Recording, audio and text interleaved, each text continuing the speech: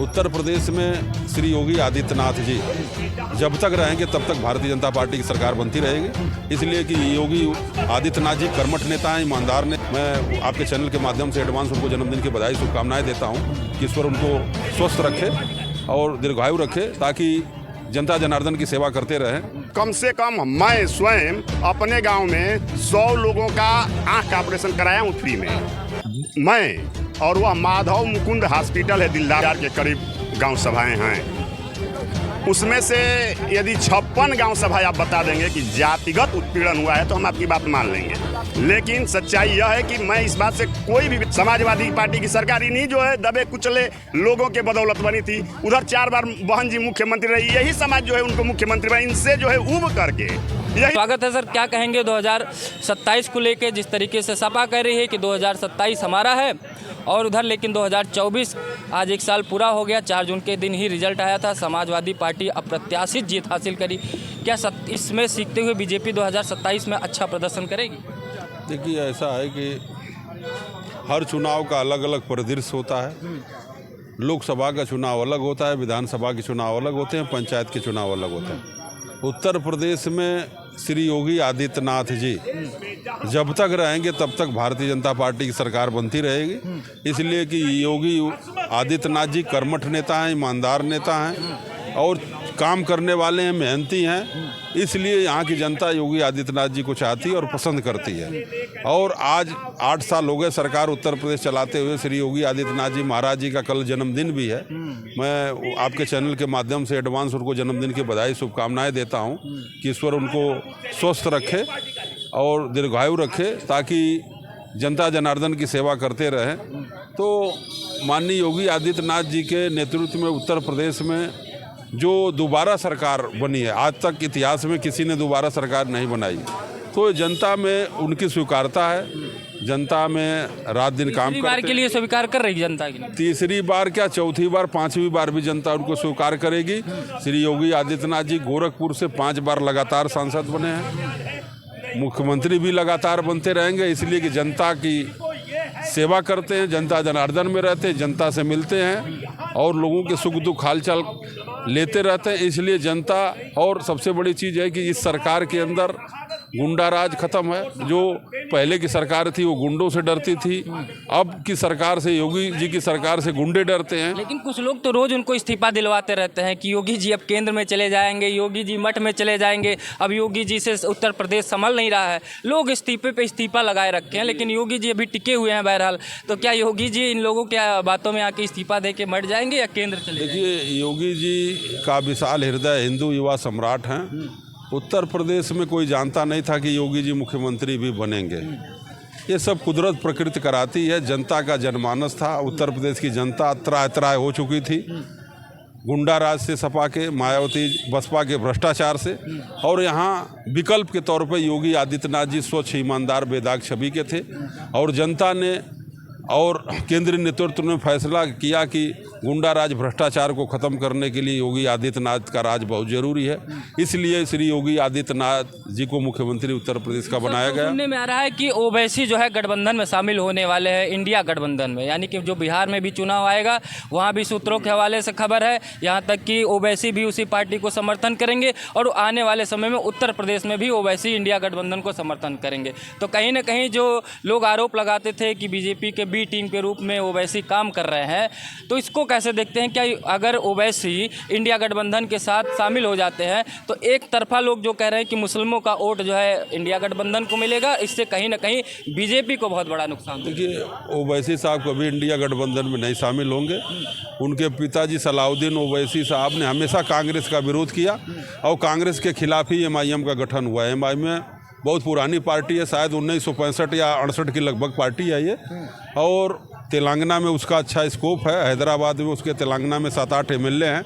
लगातार ओवैसी साहब भी जीत रहे हैं, उनकी पार्टी है, कहीं भी लड़ सकते हैं, जा सकते हैं। लेकिन मेरी जानकारी में वो कांग्रेस में कभी नहीं जा सकते हैं। कांग्रेस से समझौता करने का मतलब कि MIM और ओवैसी साहब का राजनीतिक आत्महत्या हो जाएगी, इसलिए कि ख़त्म हो जाएंगे। इसलिए वो कभी ऐसी गलती नहीं करेंगे और वो मजबूती से चुनाव लड़ेंगे और बहुत अच्छे वक्ता हैं, नेता हैं। आज भारत का पक्ष विदेशों में जाके बहुत ईमानदारी से रख रहे हैं, भारत का मानमर्दन बढ़ाया है और निष्पक्षता से बात भी कर रहे हैं और पूरे देश के लोग उनको सुन भी रहे हैं कि किस तरह से। यानी कि 27 में योगी जी रिटर्न आपके हिसाब से? निश्चित योगी जी रिटर्न होंगे, जनता का आशीर्वाद योगी आदित्यनाथ जी के साथ। क्या नाम सर?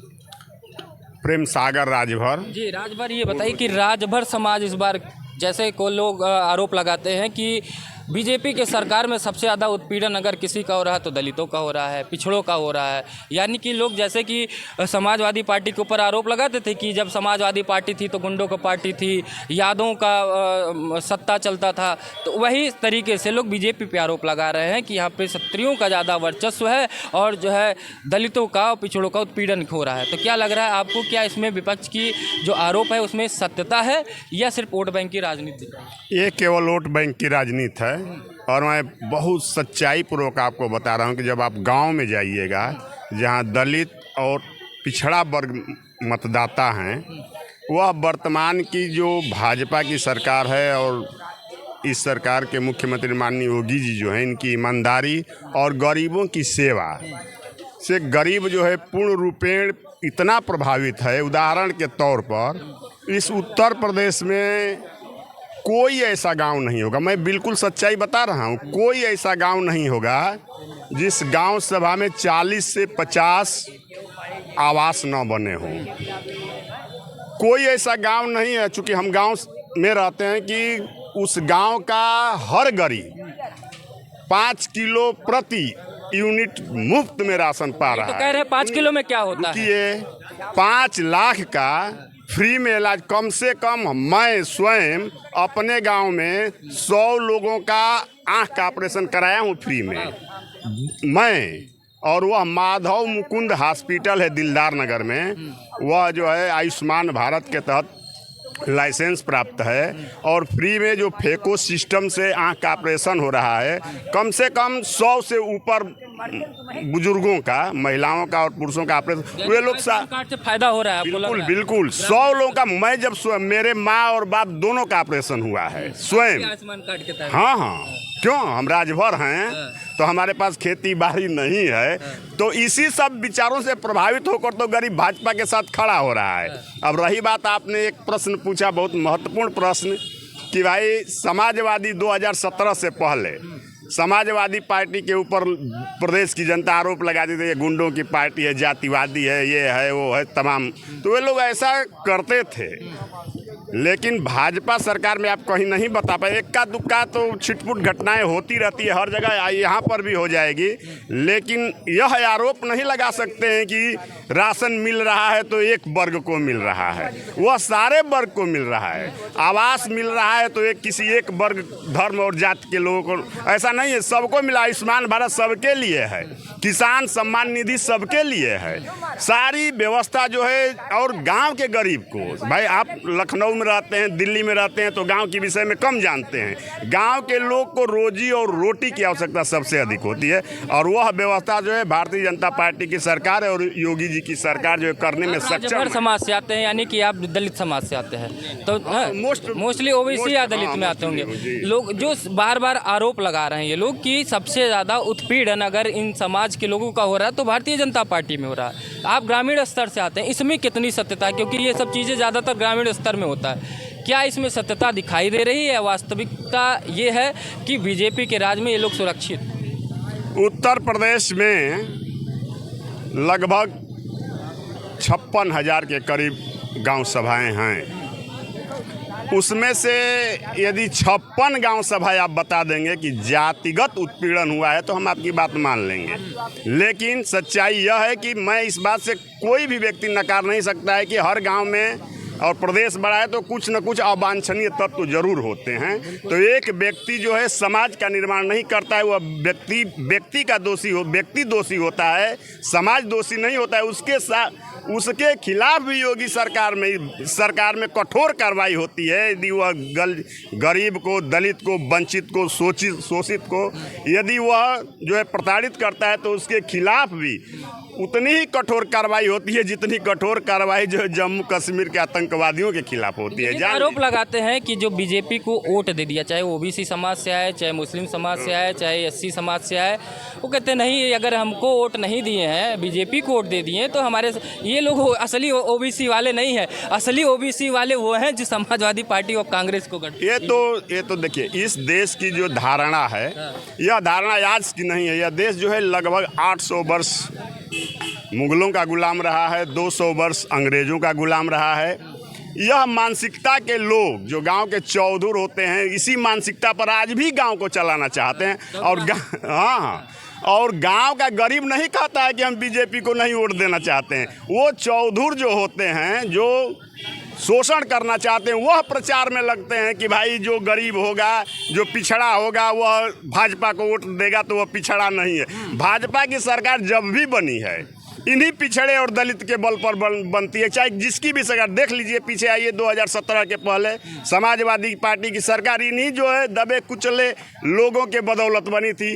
उधर 4 बार बहन जी मुख्यमंत्री रही, यही समाज जो है उनको मुख्यमंत्री बना। इनसे जो है उब करके यही समाज जो है भारतीय जनता पार्टी की सरकार वैकल्पिक रूप में बीजेपी को देखा इन सब के। हाँ, ये इनका काम अच्छा नहीं था। काम नहीं अच्छा नहीं। सरकार में आपको लग रहा है ठीक ठाक है? बहुत अच्छा है। अब आप ही बताइए, आप ही बताइए। बता देंगे तो आरोप लग जाएगा, आपको बताना। बिल्कुल ठीक है, हम बता दिए ना, 5-6 काम गिना दिए। अगर आपके पास समय होगा तो हम 10-20 गांव काम ऐसा गिना देंगे। रुकिए, अपने साथ आइए भैया, नहीं बोलेंगे, आइए आप आइए इधर। पांडे जी, आज हमको लगभग ओबीसी समाज के, एससी समाज के और समर्थ समाज के लोग सभी मिल जा रहे हैं। आप समर्थ समाज से आते हैं, आप ये बताइए, जैसे कुछ लोग कहते हैं कि बीजेपी की सरकार में ब्राह्मणों का उत्पीड़न हो रहा है, क्या वास्तविकता दिखाई दे रही है कि ब्राह्मणों का उत्पीड़न इनके सरकार में हो रहा है या सिर्फ विपक्ष का प्रोपोगेंडा? देखिए, उत्पीड़न तो नहीं हो रहा है, क्योंकि देखिए क्या है कि जो वर्तमान सरकार है ये जनता के अपार समर्थन से बना हुआ है और उसका जो मोटो है वो क्लियर है। उसका मोटो ये है जो है कि सबका साथ, सबका विकास, सबका विश्वास, सबका प्रयास, ये इसके साथ आगे बढ़ना है। तो उसमें क्या होता है कि सबका साथ, सबका विकास, सबका प्रयास तभी संभव है जब हम भय, भूख, भ्रष्टाचार, अनाचार और इन सब पे लगाम लगा सके जो है। और उसमें जो है हमारी सरकारें जो है वो सक्षम हैं और निरंतर प्रयास कर रही हैं और जो उनकी मूलभूत समस्याएं समाज की हैं उसको एड्रेस कर रही है और उसको धीरे धीरे जो है ख़त्म करने की कोशिश कर रही है। जैसे जैसे समस्याएं लोगों की दूर हो रही हैं, वैसे वो देश की मुख्य धारा में जो है अपना आकर के और योगदान। अभी एक सर बोल रहे थे कि हर समाज में कुछ अवांछनीय तत्व होते हैं कि वो अपने समाज के लोगों की ठेकेदारी लेके चलते हैं, तो कहीं ना कहीं वो दाएं करते हैं कि हमारे समाज के लोग इधर मुड़ें कि उधर मुड़ें, कि इधर मुड़ें कि उधर मुड़ें। क्या किसी भी व्यक्ति के अभिव्यक्ति या वोट देने के अधिकार को किसी समाज का कोई एक ठेकेदार जो अपने आप को बनता है, क्या वो तय करता है कि हमारा पूरा समाज किधर जाएगा? देखिए, ये कुरीति जो है एक तरीके से कहो कि लंबे समय से रही है, लेकिन इसी कुरीति को तोड़ करके ही जो है ये सरकार आगे बढ़ रही है। अब उनका जो है कहीं से धीरे धीरे जो है उनका जो आधिपत्य था जो है वो कम हो रहा है। अब वो किसी काम के नहीं रह गए हैं। अब समाज जो है धीरे धीरे आगे बढ़ा। हाँ, कहीं छिटपुट कहीं कोई चीज़ हो रही है तो निश्चित रूप से जैसे ही सरकार के संज्ञान में आएगी उस पर त्वरित और जो आवश्यक कार्रवाई है वो होगी जो है। 1 सालों में क्या परिवर्तन कर ले गई बीजेपी? क्योंकि अभी आप 2024 4 जून आज ही के दिन एक बड़ा फैसला आया था लोकसभा के चुनाव में, जो बीजेपी 400 का नारा लगाई थी और खुश भी थे रिजल्ट आने के पहले तक। तमाम एग्जिट पोलों में भी, ओपिनियन पोलों में भी दिखाई था बीजेपी 400 पार। लेकिन जब रिजल्ट आता है तो जहां से सबसे ज़्यादा उम्मीदें थी वहीं से सारा चकनाचूर हो जाता है। यानी कि इतिहास में सपा सबसे ज़्यादा संख्या अगर पाई है तो 2024 की सीटों में लोकसभा में पाई। यानी कि कहीं ना कहीं आपको लग रहा है कि सपा ने अंदर गेम किया और बीजेपी समझ नहीं पाई। क्या 1 साल के अंदर बीजेपी अपने अंदर कोई बदलाव ले आ पाई है या अभी उसको और ज़रूरत है सत्ता? देखिए, क्या हुआ कि जब उन्होंने 400 का नारा दिया तो कुछ लोग जो है विपक्ष के ये भ्रम जो है फैलाए जो है कि 400 पा जाएंगे तो संविधान ही बदल देंगे। ठीक है, जबकि मंशा संविधान बदलने की नहीं है। इस देश को कितने तेज गति से आगे बढ़ाना है जो है उसके लिए चाहिए शक्ति। और शक्ति जो है यही है कि जब आप एक सक्षम सरकार बन के आते हैं तो वो काम करते हैं जो इस देश की डिमांड है, जो जनता की मांग है जो